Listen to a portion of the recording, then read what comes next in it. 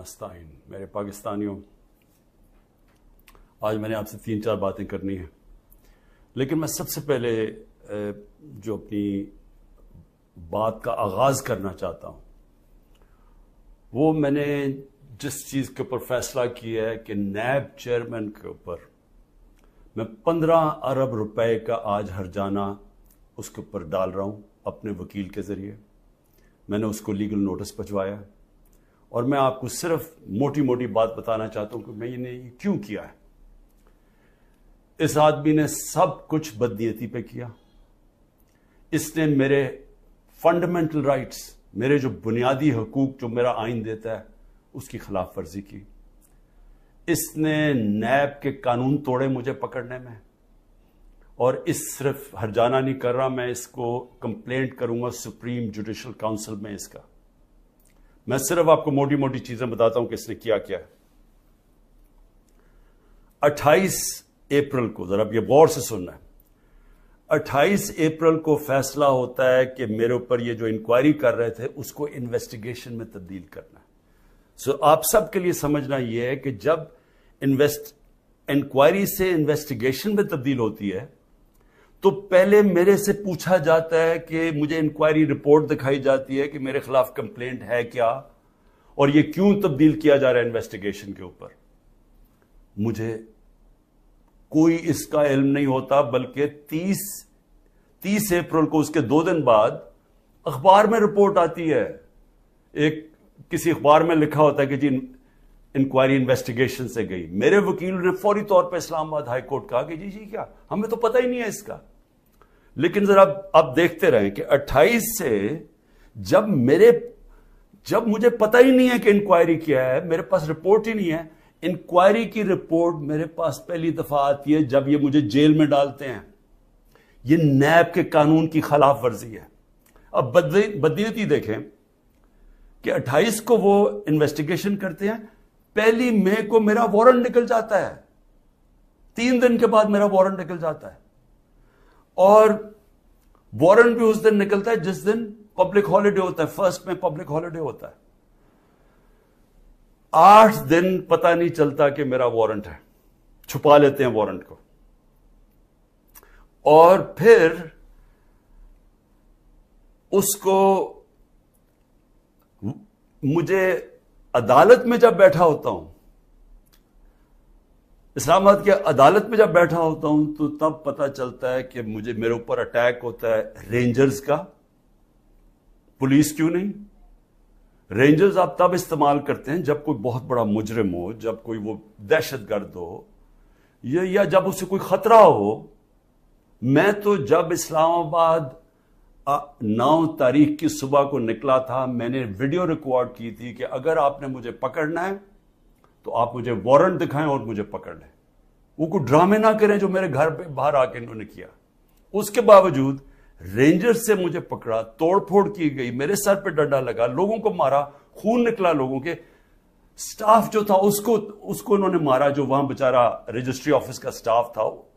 और फिर जिस तरह मुझे वो लेके गए, सारी दुनिया में वो तस्वीरें गई कि जिस तरह कोई कोई मुजरिम को, दहशतगर्द को पकड़ के लेके जा रहे हैं। ये सारा नैब चेयरमैन के ऑर्डर्स के ऊपर हुआ। अब ये देखें, सेक्शन 24, जब आप अरेस्ट वारंट करते हैं नैब में, तो ये 4 चीजें होनी चाहिए आपको अरेस्ट करने से पहले की। ये 4 वजूहात होनी चाहिए जिसकी वजह से वो आपको अरेस्ट करते हैं। नंबर 1 कि बार बार मुझे नोटिस गए और मैं उसका जवाब ना दूं। मुझे नोटिस ही नहीं किसी ने भेजा, तो मैं जवाब क्या देता? तो पहला गलत। दूसरा कि मैं मफरूर हूं, कि मैं भागा हुआ हूं। मैं अदालत के अंदर बैठा हुआ, मैं मफरूर कैसे हूं? मैं तो हाई कोर्ट के अंदर बैठा हुआ था, वो भी गलत। तीसरा कि मैं एविडेंस को चेंज कर रहा हूं। एविडेंस सारी गवर्नमेंट के पास पड़ी थी। अलकादर की सारी एविडेंस, या वो एनसीए वाली, वो सारी उनके कैबिनेट पे पड़ी थी, और या इन्होंने सारी अलकादर की सारी चीजें मंगवा ली थी, वो इनके पास पड़ी थी। तो मैंने टेम्पर कैसे करना था? यानी मैंने उसको चेंज कैसे करना था, तब्दील कैसे करना था? और फिर बार बार एक चीज करता जाए आदमी, रिपीट करता जाए एक जुर्म, फिर उठाते हैं। तो इन चारों में से बताएं कि कौन सी मैंने गलती की थी جو مجھے انہوں نے ایک دہشت گرد کی طرح جس طرح مجھے انہوں نے اٹھایا ہے، یہ چاروں ایک پوائنٹ بھی نہیں میٹ کر رہا تھا۔ اس کے علاوہ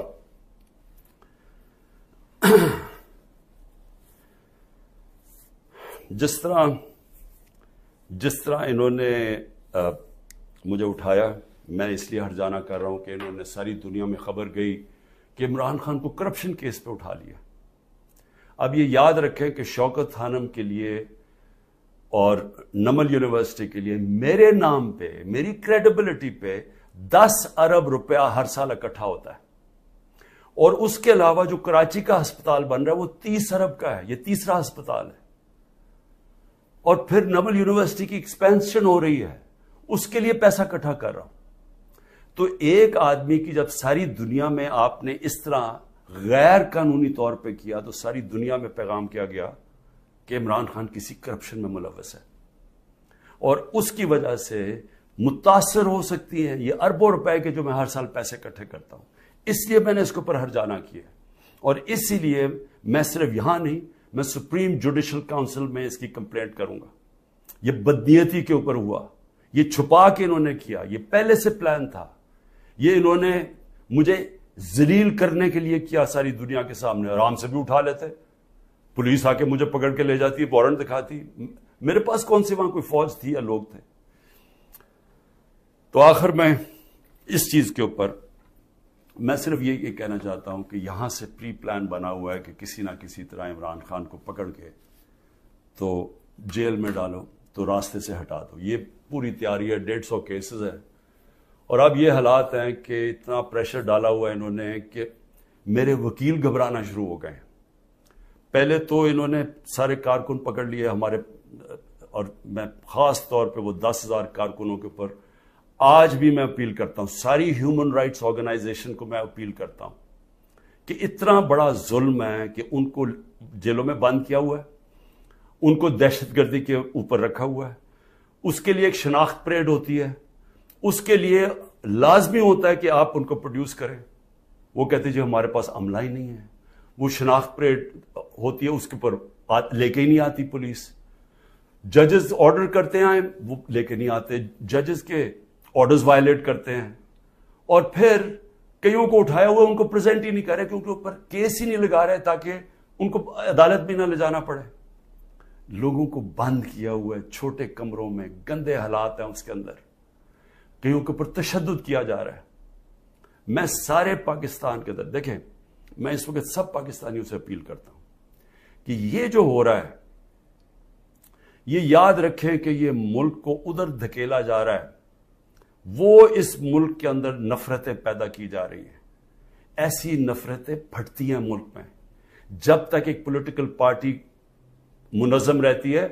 ہم کوئی کسی قسم کا ہم نے آج تک 27 سال میں انتشار نہیں کیا۔ 9 مئی کو میں پھر سے ریپیٹ کرتا ہوں کہ سب کنڈیم کرتے ہیں، سارے، کوئی پاکستانی نہیں ہے جو وہ سمجھتا ہے کہ جو جلانا کیا، جو آرسن کی گئی، جو بلڈنگ جلائی گئی، یہ خاص طور پہ یہ جو کور کمانڈر کا گھر، سب اس کی مذمت کرتے ہیں۔ لیکن کیا کوئی تحقیقات انڈیپینڈنٹ نہیں ہونی چاہیے؟ اور کیا کوئی یہ نہیں کوئی آج تک کسی سے پوچھا کہ جو 25 لوگوں کو ڈائریکٹ گولیاں ماری گئی تھی، نہتے لوگوں کو، کیا ان کو کوئی والی وارث نہیں ہے؟ کوئی پوچھے گا نہیں کہ انہوں نے کیا غلطی کی تھی؟ سب نہتے تھے، سب جو مارے گئے ہیں۔ یہ حالات ہیں آپ کے اتنا خوف پیدا کر دیا ہے کہ وہ لوگ سامنے ہی نہیں آ رہے۔ ہم لوگوں کو جب کہتے ہیں کہ ہم نے آپ کو کمپنسیٹ کریں گے، ان کی فیملیز کو، کوئی غریب لوگ تھے، ایک بیچارہ سارا گھر سنبھالتا تھا، اس کو گولی مار دی، وہ اتنے ڈرے ہوئے ہیں ان کے گھر والے لوگ کہ وہ سامنے ہی نہیں آ رہے۔ اب ایسی فضا پیدا کی ہوئی ہے، چھپے ہوئے ہیں لوگ، کہتے ہیں جی ہم نے سامنے نہیں آنا۔ اور کارکنوں کا یہ حال ہے کہ ہمیں پتہ ہی نہیں پوری طرح چل رہا کہ کتنے کارکن اندر ہیں، کتنے جیلوں میں، کیونکہ وہ چھپے ہوئے ہیں۔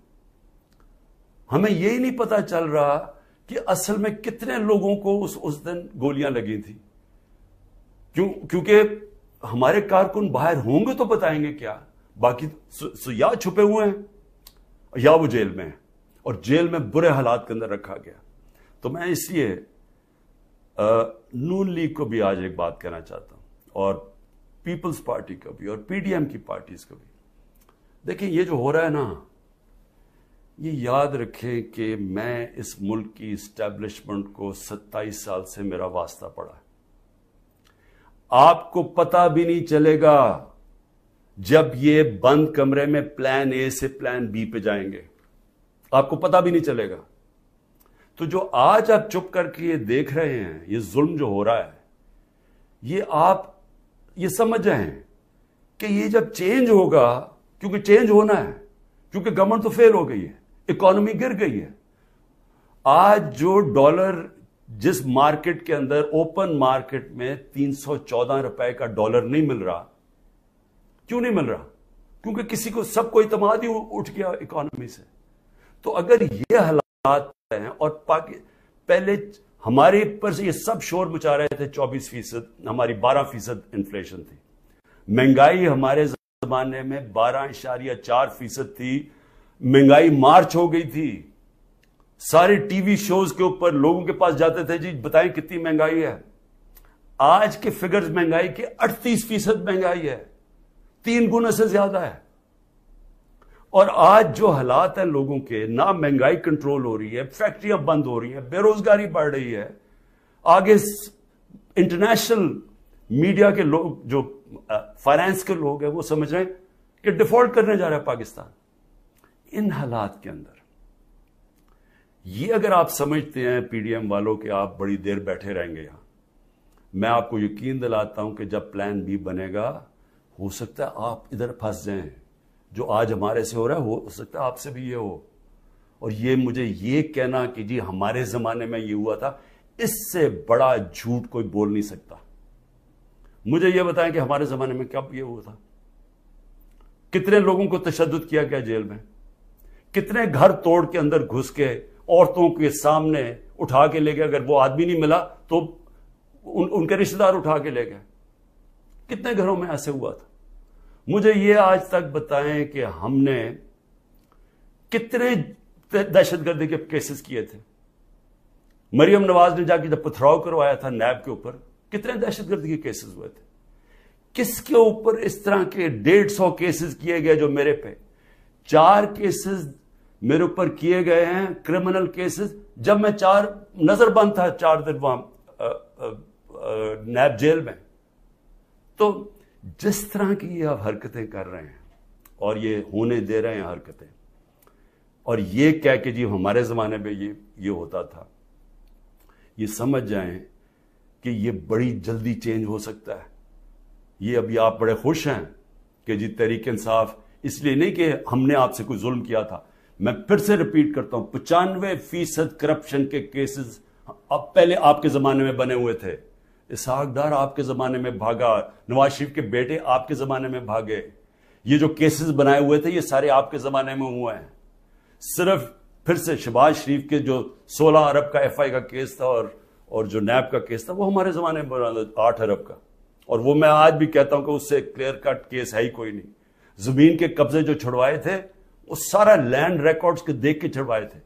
ایک مجھے ادارہ، نہ پولیس آفیسر، کوئی آئی جی، کوئی مجھے آج ایف آئی اے کا آدمی مجھے ایک کہہ دے کہ میں نے کسی کے اوپر کہا کہ انتقامی کارروائی کرو، ایک مجھے بتا دے.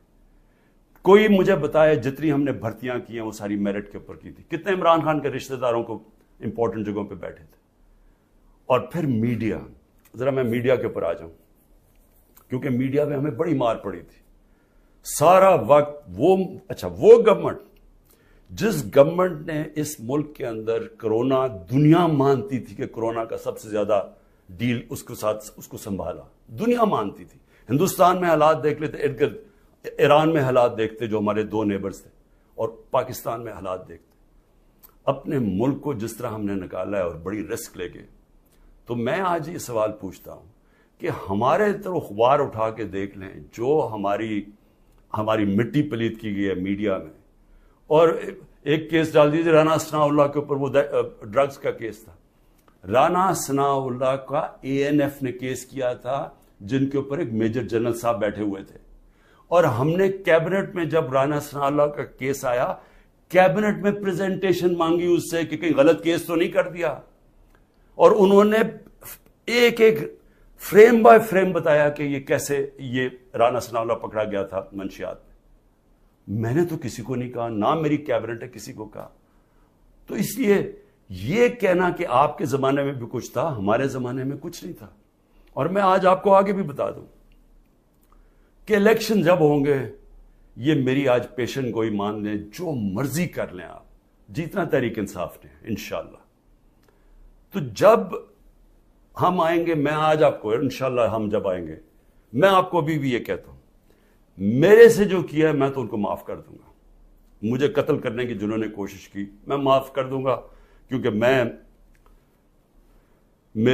جو امتی ہوں وہ نبی صلی اللہ علیہ وسلم کا ہوں، اور انہوں نے اپنی ذات کے اوپر ہمیشہ معاف کر دیتے تھے. تو میری ذات کے اوپر جو بھی چیز ہے میں معاف کر دوں گا. جو میرے گھر میں ہوا، میری بیوی اکیلی گھر میں، جس طرح گھر میرا توڑا گیا باہر سے، جس طرح اٹھا کے لے گئے، مارا لوگوں کو میرے گھر میں آ کے، میرے گھر کے اوپر جو حملے کیے گئے، جب میں تو معاف کر دوں گا. لیکن مجھے بتائیں کہ جن لوگوں کے اوپر اس وقت تشدد ہوا ہے اور ہو رہا ہے، وہ جب نکلیں گے، یا جو اعظم سواتی سے ہوا، یا جو شہباز گل سے ہوا، کیا وہ معاف کریں گے؟ کیا یہ جو عمران ریاض کو اٹھایا، یا جو ارشد شریف، یہ جس طرح اس کی کیا فیملی معاف کرے گی؟ کیا یہ جو ورکرز جب نکلیں گے جن کو جانوروں کی طرح رکھا گیا ہے، کیا ان کو پتہ ہے کون کون سے؟ اور پولیس والوں نے زیادہ تر اچھا برتاؤ، ان کی بری رپورٹس نہیں ہے، نامعلوم افراد نے زیادہ ظلم کیا، لیکن کئی گلو بٹ جو انہوں نے شامل کیے، کیا ان کو معاف کر دیں گے؟ جنہوں نے 25 مئی کو کیا، ہم نے چپ کر کے بیٹھ گئے، ہم نے کسی کو سزا ہی نہیں دی جب 25 مئی کو انہوں نے ظلم کیا تھا. تو کیا اب ہم معاف کر دیں گے؟ یہ جو ورکر جب نکلیں گے وہ ڈیمانڈ نہیں کریں گے کہ جن سے ظلم کیا گیا؟ تو اتنے انتہا پہ جو آپ لے کے جا رہے ہیں، یہ یاد رکھیں کہ کہیں پلان بی بن گیا تو آپ اسی جگہ پہ پھنس جائیں گے. اور میری میڈیا سے، اب میں پھر میڈیا سے پوچھتا ہوں کہ اب تو انہوں نے مکمل طور پہ عمران خان کا نام ہی اب نہیں لے سکتے اب ٹی وی چینلز. نئی چیز ہے، اگر عمران خان کا ٹی وی چینلز پہ نام نہیں لے سکتے تو اب میں سوچ رہا ہوں کہ ٹی وی چینلز پہ گفتگو کیا ہوگی شام کو. میں اور بھی سوچ رہا ہوں کہ اس کا مطلب مریم نواز کی تو اب تقریریں دکھائی نہیں سکیں گے، کیونکہ اس کی تقریر ہی ختم ہو جائے گی اگر اس میں عمران خان کا نام نہ ہوا. یعنی اس طرح سے کیا ملک میں کیا لوگ اتنے بیوقوف ہیں کہ اگر آپ یہ نہیں کریں گے تو اس سے وہ بھول جائیں گے لوگ P T I Imran Khan کو. میں پھر سے آپ سے کہتا ہوں کہ یہ جو لوگوں سے کیا جا رہا ہے، ہمارے لوگوں سے جو میرے سے کیا جا رہا ہے، میں اپنا اس لیے نہیں زیادہ بات کرتا کہ ٹھیک ہے میں تو تیار ہوں ہر چیز کے لیے. پہلے تو رانا ثناء اللہ کہتا ہے کہ عمران خان کی جان کو شدید خطرہ ہے، ٹی وی پہ جا کے کہتا ہے. پھر میرا جو انچارج تھا کرنل عاصم یہاں کا سیکیورٹی کا، وہ غائب ہو جاتا ہے. جو گاڑیاں جو پروٹیکشن دینے والی جو بلٹ پروف ہیں، وہ سوائے ایک کے باقی ساری وہ 3 جو گاڑیاں تھیں وہ غائب ہو جاتی ہیں. ان کو پکڑ کے امپاؤنڈ کر لیتے ہیں. پھر ارد گرد اس وقت جو ہمارے قریب تھا اس کے پر وارنٹ نکال دیے. تو یہاں خالی پڑا ہوں، میں اکیلا بیٹھا ہوں، 2-3 ہمارے پاس لوگ رہ گئے. اور پھر آتے ہوئے اب لوگ ڈرتے ہیں کیونکہ اگر کوئی یہاں آئے گا تو ان کو ڈر ہے کہ باہر کوئی انفارمنٹس میں پکڑے جائیں گے، تو وہ بھی آئسولیٹڈ ہوں. وکیل صرف آ سکتے ہیں. لیکن میرا سوال یہ ہے کہ کیا اس سے میں پیچھے ہٹ جاؤں گا؟ اور پھر جو حربے استعمال کیے گئے، مجھے بڑا افسوس ہوا کہ رات میری بھانجی کا خامد، جس کا کوئی تحریک انصاف سے تعلق نہیں ہے، اس کا جو باپ اور فیملی وہ ساری نون لیگ میں ہے، اس کو کل رات اٹھا کے لے گئے. تو ایک بہن کے گھر میں چھاپے مارے ہیں انہوں نے گھر جا کے. تو یہ جو ساری حرکتیں ہیں، کیا اس سے عمران خان پیچھے ہٹ جائے گا؟ اور پھر میں نے ایک کمیٹی بنائی جس میں پرویز خٹک اور اسد کیسر تھے. ان کو دعوت ملی جی کہ ہاں اسٹیبلشمنٹ سے کیا ہے ہمارے سے بات چیت کریں. وہ ادھر جاتے ہیں، ادھر ان کو سیف ہاؤس میں بٹھا لیتے ہیں. وہ بھی جب تک مجھے خبر آ رہی ہے ابھی وہ سیف ہاؤس میں بیٹھے ہوئے ہیں. انہیں کہہ رہے ہیں کہ تب آپ کو ہم چھوڑیں گے جب آپ یہ کہیں گے کہ ہم تحریک انصاف سے ہم اس کو چھوڑ رہے ہیں، تحریک انصاف اور عمران خان کو. تو اصل میں یہ جب آپ یہ حرکت یہ جو کر رہے ہیں کیا آپ کو سمجھ ہے کہ آپ لوگوں سے کیا پوچھ رہے ہیں جب آپ کہتے ہیں کہ آپ تحریک انصاف سے علیحدہ ہو رہے ہیں؟ کیا اندازہ ہے کہ یہ کہہ کیا رہے ہیں آپ یہ کہہ رہے ہیں کہ آپ پالیٹکس چھوڑ دیں، کیونکہ جس وقت جو اس وقت تحریک انصاف کو چھوڑے گا، یہ میں آج آپ کو رائٹنگ میں دے رہا ہوں کہ اس کو لوگوں نے ووٹ نہیں ڈالنی، تو جو ہمارے سارے لوگ اتنی مشکلوں کے باوجود ہمارے ساتھ کھڑے ہیں، نظریاتی طور پہ بھی کھڑے ہیں، وہ جو ظلم ہو رہا ہے اس کے اوپر بھی وہ لوگ کھڑے ہو گئے کہ ہم نہیں جاتے، لیکن ان سب کو یہ بھی پتا ہے کہ جو چھوڑے گا اس کی اس وقت پالیٹکس ختم ہو جائے گی۔ تو یہ جو ان دونوں کو، ہمارے سینئر لوگوں کو، میں نے تو اس لیے کہا تھا کہ بات چیت شروع کریں گے، وہ بات چیت کرنے گئے ان کو ہی بٹھا لیا، تو اس کا مطلب کہ بات چیت نہیں کرنا چاہتے۔ اس کا مطلب یہ کہ یہاں فیصلہ ہوا ہے بند کمروں میں کہ پارٹی کو ختم کرنا ہے، عمران خان کو اکیلا کر دینا۔ عمران خان اکیلا ہو چکا ہے، عمران خان کے ارد گرد اب کوئی بھی نہیں ہے، نہ میں کسی کو ٹیلی فون کر سکتا ہوں، نہ میں کسی سے بات کر سکتا ہوں، کہ سب چھپے ہوئے ہیں، یا جو میری سینئر لیڈرشپ ہے ان سے مشاورت نہیں کرتے، وہ سارے جیل میں ہیں، یا انہوں نے کہا کہ ہم جی پیچھے ہٹ رہے ہیں، ہم پالیٹکس سے پیچھے ہٹے۔ تو کیا میں سوال یہ پوچھتا ہوں کہ چلیں عمران خان کو تو آپ نے آئسولیٹ کر دیا، کیا یہ پاکستان میں اس کی بہتری ہو رہی ہے؟ یہ ہمارا ملک کے لیے بہتر ہے؟ ہماری جو اکانومی بیٹھتی جا رہی ہے، جو غربت بڑھتی جا رہی ہے، بے روزگاری بڑھتی جا رہی ہے، مہنگائی بڑھتی جا رہی ہے، کیا یہ سے ٹھیک ہو جائے گی؟ کیا اندازہ نہیں کہ یہ جو بھی سوچ رہے ہیں، جو بھی یہ سوچ ہے اس کے پیچھے، کیا وہ آگے پاکستان کا بھی سوچ رہے ہیں؟ ایک پارٹی جو ملک کی فیڈرل پارٹی ہے، جو اس وقت سارے صوبوں کے اندر ہے اور سب کو اکٹھا رکھ سکتی ہے، جب اس پارٹی کو توڑنے کی کوشش کی جا رہی ہے اور اس کے لیڈر کو ختم کرنے کی کوشش کی جا رہی ہے، کیا یہ پاکستان میں اس کی بہتری ہے؟ ہمارے ملک کی بہتری ہے اس میں؟ کیا ہم یہ نہیں سمجھتے کہ کوئی اسٹیبلشمنٹ آج تک ملک کو اکٹھا نہیں رکھ سکی، جو ہماری طرح کا ملک ہو، جدھر مختلف صوبے ہوں، مختلف زبانیں ہوں؟ جب جس طرح کے یہ حالات کیے جا رہے ہیں، یہ پاکستان سے دشمنی ہو رہی ہے، کیا عمران خان کو اب غدار کہہ کے وہ مان جائے گی؟ لوگ غدار قوم مان جائے گی؟ کیا اندازہ نہیں ہے کہ پبلک اوپینین ہوتا کیا ہے؟ میں گراؤنڈ پہ، میں نے 27 سال گراؤنڈ سے پارٹی بنائی ہے، میں نے کبھی کسی کو ڈیڈی کہہ کے کسی کی ڈکٹیٹر کی کیبنٹ میں نہیں بیٹھا 8 سال پہلے اور پھر پالیٹکس میں آیا، یا میں کسی کی چھت کے اوپر سریے لگاتے لگاتے میں چیف منسٹر نہیں بنا، میں نے زیرو سے پارٹی شروع کر کے یہاں پہنچا۔ میں پبلک اوپینین کو جانتا ہوں، جس نے پبلک اوپینین کے اوپر آیا پاور میں، وہ جانتا ہے، وہ سمجھتا ہے۔ میں اس لیے آپ کو کہہ رہا ہوں کہ یہ جو آپ کر رہے ہیں، اس سے پارٹی کمزور نہیں، پارٹی طاقتور ہو رہی ہے، کیونکہ پبلک جڑتی جا رہی ہے اس کے ساتھ، اور لیکن کمزور پاکستان ہو رہا ہے، ہمارے ملک کو کمزور کیا جا رہا ہے۔ ہماری معیشت جب کمزور ہوتی ہے تو سارا ملک کمزور ہو جاتا ہے، اور سب سے بڑی بات کہ پالیٹکس کو فریگمنٹ کیا جا رہا ہے۔ جو پلان مجھے نظر آ رہا ہے وہ یہ ہے کہ ہر پارٹی کو چھوٹی چھوٹی ان کے ووٹیں دے دیں، اور پھر وہ ساروں کو اکٹھا کر کے جب آپ بٹھائیں گے تو سمجھیں گے کہ وہ کمزور قسم کی حکومت ہوگی جو کنٹرول ہو سکتی ہے پیچھے سے۔ تو یہ تو ملک کی تباہی ہے، ملک کی اس وقت ریکوائرمنٹ ہے، جو معاشی تباہی مچ چکی ہے ملک میں، جو ملک جدھر جا کے کھڑا ہو گیا۔ آپ کو تو وہ ایک گورنمنٹ چاہیے جس کو پبلک، جس کے پیچھے کھڑے ہو، پبلک کا مینڈیٹ ہو جس کے پیچھے، جو کہ پھر ملک کو اکٹھا بھی کر سکے اور مشکل فیصلے کر سکے۔ اور مشکل فیصلے کیا ہوتے ہیں؟ ملک کو ری سٹرکچر کر سکے، گورننس سسٹم ٹھیک کر سکے، رول آف لا لے کے آئے پاکستان میں، وہ انویسٹمنٹ کی انوائرمنٹ بنائے تاکہ انویسٹمنٹ تو آنی شروع ہو، اور تو چھوڑے بیرون ملک پاکستانی سب سے بڑا اثاثہ ہے۔ جس وقت ہم نے ملک میں قانون کی حکمرانی کی، ان کی انویسٹمنٹ آ جائے گی، لیکن یہ تو اس کو دوسری طرف جا رہے ہیں، اس میں تو پاکستان میں امید ہی ختم کرتے جا رہے ہیں۔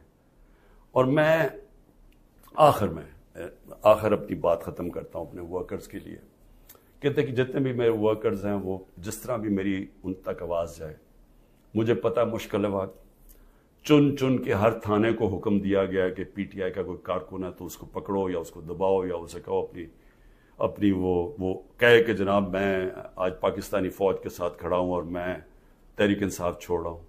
ہم سارے پاکستانی فوج کے، میں بار بار کہ ہم سب فوج کے ساتھ کھڑے، کون نہیں کھڑا ہوگا اپنی فوج کے ساتھ جس نے آپ کی ملک کی حفاظت کرنی ہے؟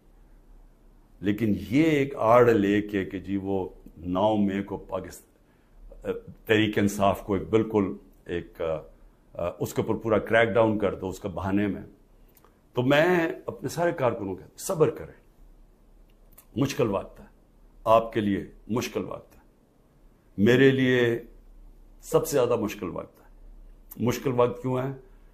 کیونکہ سارا دباؤ انہوں نے میرے پر ڈالا ہوا ہے۔ تو جب تک میں کھڑا ہوں، جب تک یہ سارے حربے استعمال کر رہے ہیں مجھے پکڑنے کے، کوئی نہ کوئی کیس میں تو پکڑ ہی لیں گے کیونکہ اتنے زیادہ کیسز ہیں، اور اگر میرے وکیل اب ڈرنا شروع ہو گئے ہیں تو میں خود تیاری کر رہا ہوں کہ میں خود ہی پھر مجھے اپنے کیسز عدالت میں جانا پڑے گا، لا پڑھنے کی بھی اب کوشش کر رہا ہوں۔